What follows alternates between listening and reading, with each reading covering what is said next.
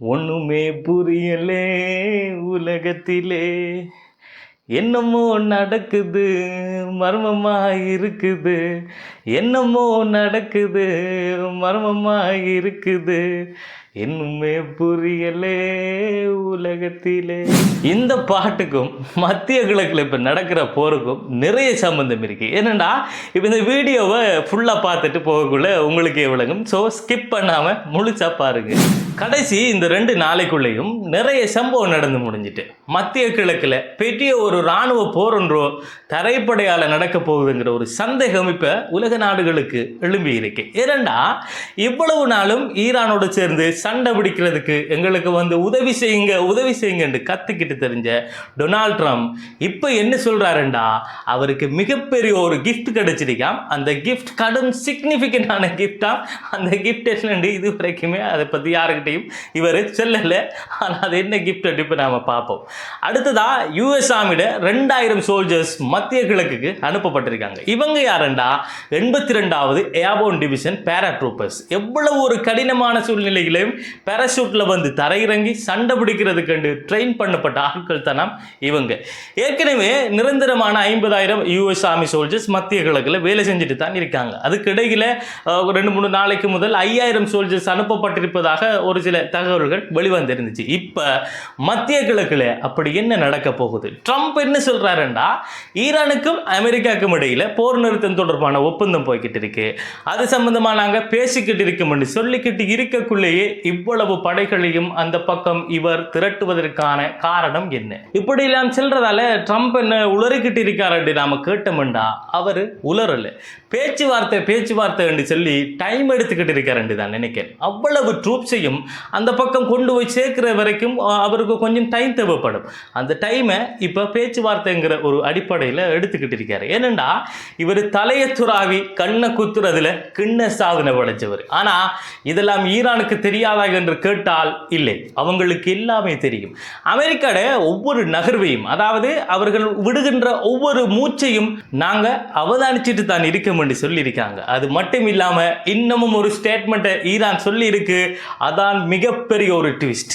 Iran intelligence report படி அமெரிக்காவுக்கு Iran Garg ஐலாண்டை கைப்பற்றுவதற்காக மத்திய கிழக்கில் இருந்து ஏதோ ஒரு நாடு உதவி செய்ய போறதாகவும், அப்படி மத்திய கிழக்கில் இருக்கிற ஏதாவது ஒரு முஸ்லிம் நாடு அமெரிக்காவுக்கு சப்போர்ட் பண்ணினா, அதாவது உதவி செஞ்சா அவங்களோட பவர் பிளான்ஸ் மற்றும் எண்ணெய் வளம் என்று முக்கியமாக அந்த பகுதியில் என்னென்ன வளங்கள் காணப்படுகின்றதோ அதை அனைத்தையுமே இடைவிடாத தாக்குதல் நடத்தி முற்றாக அழிச்சு விட்டுருவோம் என்று ஈரான் அந்த மத்திய கிழக்கில் அந்த உதவி செய்ய போற அந்த நாட்டுக்கு எச்சரித்திருக்கு. எந்த நாடுங்கிறது இதுவரைக்கும் தெரியா. யுஏஇ என்ற ஒரு சந்தேகம் பரவலாக பேசப்படுகின்றது. இதுவரைக்கும் அது தொடர்பாக உறுதிப்படுத்தப்பட்ட எந்தவித தகவல்களும் கிடைக்கப்பெறவில்லை. இப்ப உண்மையா இந்த இன்டெலிஜென்ஸ் ரிப்போர்ட்ஸுக்கு வாய்ப்பு இருக்கான்னு பார்த்தா எஸ், 100% இருக்கு. அமெரிக்காட பார்வை முற்றும் முழுதா ஈரான் கார்க் ஐலாண்ட்ல தான் இருக்கு. ஏனண்டா அதை ஈரான் பொருளாதாரம், இதயம், இப்படி என்ன வேண்டும் என்றாலும் செல்லலாம். இங்க இருந்து தான் ஈரான் ஒயில் ஏற்றுமதிகளை செஞ்சுக்கிட்டு இருக்கு. அதை கைப்பற்றினா ஈரான் வருமானம் எல்லாத்தையும் முடக்கின மாதிரி போயிடும் என்றுதான் சொல்றாங்க. ஆனா அவங்களோட முக்கியமான நோக்கம் அமெரிக்காட கல்லாவை கட்டணும் என்றா அந்த தீவை கைப்பற்றித்தான் ஆகணும். அதை விட்டுட்டு ஈரான் வருமானத்தை முடக்கணும் அப்படி இப்படி என்று செல்றதெல்லாம் சும்மா பித்தலாட்ட கதை. இப்ப இந்த கார்க் ஐலாண்டுக்கு போறதுக்காக கூட அமெரிக்கா அந்த 82வது ஏர்போர்ன் டிவிஷன் பேராட்ரூப்பர்ஸ் அந்த பக்கம் அனுப்பி இருக்க வாய்ப்பு இருக்கு. அப்படி அவங்கள பேராசூட் மூலமா அந்த தீவுக்குள்ள இறக்கணும்டா அதுக்கு ரீஜன்ல இருக்கிற ஏதாவது ஒரு நாடு அவங்களோட ஏர் ஸ்பேஸ் சப்போர்ட் அமெரிக்காவுக்கு கொடுக்கணும். அமெரிக்காட இலக்கு கார்க் ஐலாண்டுங்கிறது கரெக்டா, ஈரான் இன்டெலிஜென்ட் ரிப்போர்ட்ஸும் கரெக்ட் தான். ஒரு பக்கம் என்னன்னா ட்ரம்ப் அவருக்கு ஒரு பரிசு கிடைச்சிருக்கு, அது சிக்னிஃபிகண்டான பரிசு என்று சொல்லிக்கிட்டு தெரிகிறாரு. இன்னொரு பக்கம் ஈரான் மத்திய கிழக்குல ஏதோ ஒரு முஸ்லிம் நாடு அமெரிக்காவுக்கு உதவி செய்ய போகுது என்று சொல்லுது. அப்ப இந்த ட்ரம்ப் சொன்ன அந்த பரிசு ஒருவேளை இதாத்தான் இருக்குமோ? இப்ப எவ்வளவு படையை கொண்டு போய் அமெரிக்கா அந்த பக்கம் குமிச்சாலும் ஈரானை தாக்குறதுக்கு, அதாவது அவங்களோட அந்த தரைவழி படையை ஈரானுக்குள்ள அனுப்புறது சாத்தியமா என்று பார்த்தா கொஞ்சம் கஷ்டம்தான். கொஞ்சம் மட்டும் இல்லை, நிறைவே அவர்களுக்கு கஷ்டம் என்று தான் சொல்லணும். ஏனண்டா நிறைய சவால்கள் இருக்கு. ஈரானை சுற்றி வளைச்சு பெரிய பாதுகாப்பு அரண் மாதிரி மலைகள் அங்கே இருக்கின்றது.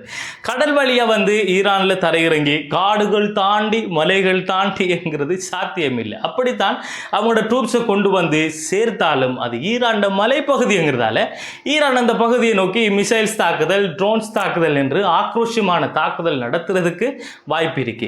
அடுத்ததா இந்த கார்க் ஐலாண்டு ஈரான்ட ஃபுல் கண்ட்ரோல்ல தான் இருக்கு. அப்படி அந்த தரைப்படையை நுழைகிறதுக்கு அங்கே வாய்ப்புகளே இல்லை. அப்படித்தான் நுழைஞ்சாலும், அதாவது இந்த பேரா ட்ரூப்பர்ஸ்களை கொண்டு நுழைய வைத்தாலும் பேராசூட் மட்டும் தான் கீழே இறங்குமா இல்லை பாராசூட்ல இருக்கிற வீரர்களும் சேர்ந்து இறங்குவாங்களாங்கிறத பொறுத்திருந்து தான் பார்க்கணும். இது எல்லாத்தையும் தாண்டி எனக்கு ஈரான்ட ஃபாரின் மினிஸ்டர் கொடுத்த ஒரு பேட்டி ஞாபகம் வருகின்றது. அந்த வீடியோவை இப்போ மேலே ப்ளே பண்ண கட்டாயம் பாருங்க.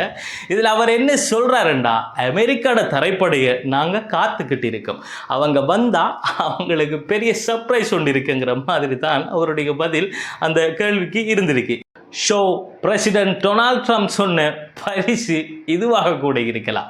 ஈரான் அந்த பரிசு அவருக்கு கொடுக்கலாம் என்பதை கூறிக்கொண்டு, மேலும் இது தொடர்பான புதிய தகவல்கள் கிடைக்கின்ற போது அதனை நான் உடனுக்குடன் வழங்குவதற்கு தயாராக இருப்பதால் என்னுடைய இந்த முயற்சிக்கு நீங்கள் ஆதரவு தெரிவிக்க வேண்டுமானால் ஹசன் கேலரி எனப்படுகின்ற யூடியூப் தளத்திற்கு சென்று என்னுடைய யூடியூப் தளத்தை சப்ஸ்கிரைப் பண்ணுவதன் மூலம் உங்களுடைய முழு ஆதரவையும் எனக்கு கொடுக்க முடியும் என்பதை தெரிவித்துக் கொண்டு, மேலும் இது போன்ற சுவாரஸ்யமான காணொளியில் உங்களை வந்து சந்திக்கும் வரை இந்த காணொளியிலிருந்து விடைபெறுவது அப்துல் லத்தீப் ஹசன் நிஸ்வி.